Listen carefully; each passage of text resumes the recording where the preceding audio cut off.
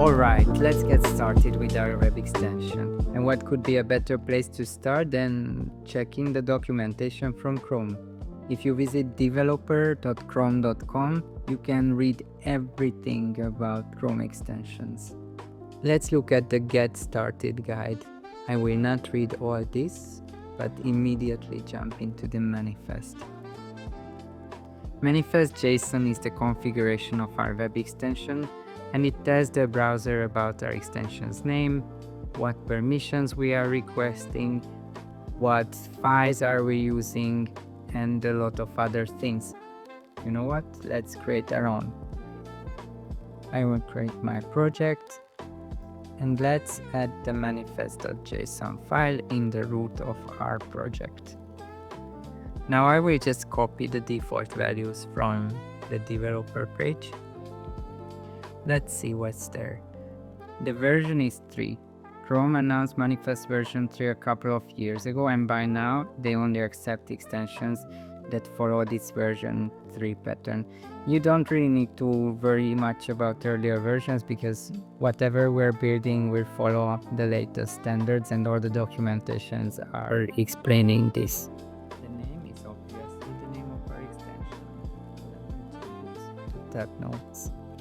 The version number is 1.0.0, and the description should be, well, this will be a simple Chrome expansion with a pop-up, because that's all I'm going to do now. And to do that, well, we can look here, pop-up with permission. It says action default pop-up equals popup.html. So why don't I just paste it here? And permissions, let's add it, although I don't need the active tab either. Okay, I have a manifest.json and I'm talking about popup.html, so let me create that too.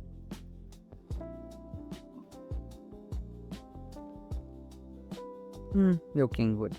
So I have the bare minimum, and it seems like I defined popup.html in the manifest.json and I created the file. Now let's see how can I test my very minimal extension. Well, if you go to extensions, manage extensions, which by the way, if you use it frequently, you can remember the path chrome://extensions. Then you can turn on developer mode. I don't know if you have ever noticed that it's here, but this little toggle gives you super user privileges. And you see there is a button now called load unpacked. I can open my extension, tab notes, and select. And boom, here we have our extension. It's extremely basic. It has the name, the version number, I didn't add any icon, and the description, plus an ID. I also bought the extension here when you click on the puzzle icon, which let me just pin it. And indeed, when I click on the icon of the extension, it opens the pop-up tab notes. You can congratulate yourself, you created the very first working version of a Chrome extension. It wasn't that hard, was it? But of course, having a plain pop-up is quite useless. Let's go a step further and do something that only Chrome extensions can do, such as detecting which tab is open. To do that, we will start working with background script or service workers.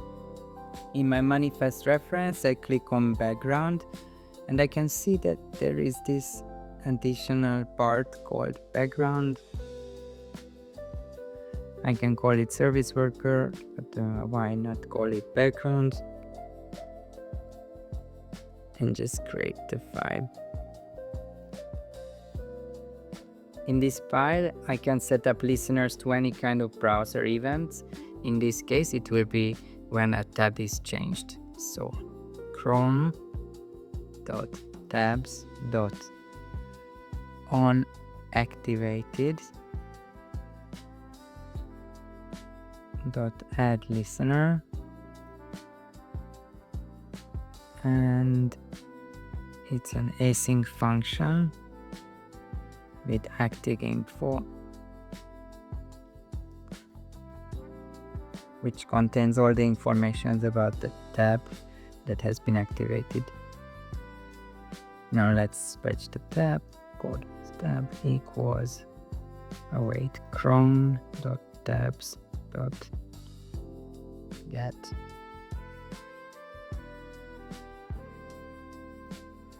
Don't worry, these don't make sense because throughout the course we will come back to everything. I just want to show you what a background script is.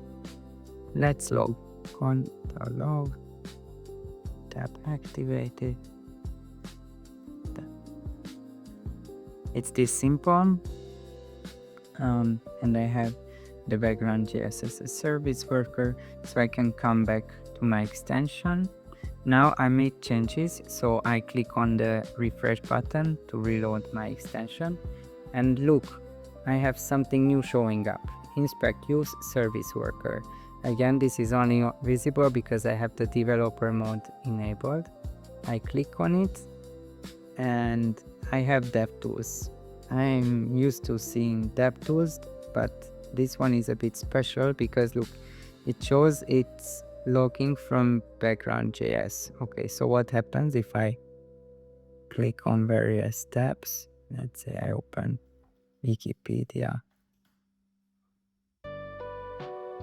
Oh, look at that. I logged out every single tab change and the details of that tab change, such as an ID of a tab, which is actually what I used when I was retrieving the information. Now, when an extension is working with tabs, it must request special permissions from the users so they can be well informed when they are installing your extension. To do that, we need to add the permissions in the manifest.json. Here, I can just add tabs. When you check the extension's details, you can see what permissions are required by this Chrome extension, written in a way that's easy to understand for the end users. Now we saw that we can open the DevTools for the background script, but can we do the same for the pop-up? Of course, it's even simpler.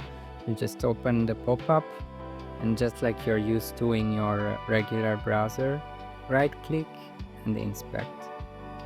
And as you can see, we're inspecting Chrome extension, // the ID of the extension, / and our file popup.html. Now, writing extensions as we did is a little bit painful because every time we make a change in the code base, we need to refresh the extension, which is obviously not the most comfortable way to work on a code base. Also, this is very Chrome specific. However, Chrome and Firefox and Safari and Edge are sharing the same code base, so theoretically we should be able to build an extension for all other browsers at the same time. I say theoretically because if you noticed in the background script, I'm referring to chrome.tabs.onActivated. So this is very Chrome specific. But luckily there is a tool out there that can help us with cross-browser extension development, so we only need to code it once and we can distribute it to many platforms. Plus we get a lot of nice additions during the development process. Before we move on, I want to guide you again to the Chrome extension documentation, which is truly amazing. You can read a lot of guides, read about APIs, references, permissions, and they also built a lot of sample extensions. So if you want to learn about, I don't know, cookies, you can filter down and check cookie clearer and the whole code base on GitHub.